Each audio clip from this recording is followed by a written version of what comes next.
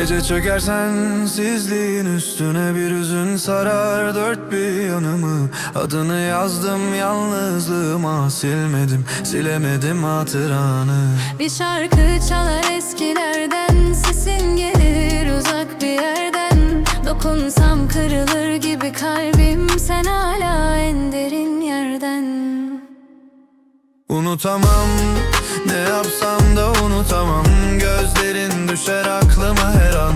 Bir yangın var içimde sönmeyen, senden kalan, senden kalan. Unutamam, silinmez ki bu izler. Ne zaman geçer bu sensiz günler. Bir yanım hala seninle yaşar, bir yanım kaybolur gecelerde.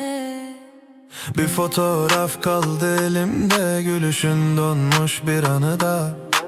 Ne zaman baksam içim ürperir, sanki hala yanımda. Kırık dökük cümlelerim var, sana söyleyemediğim.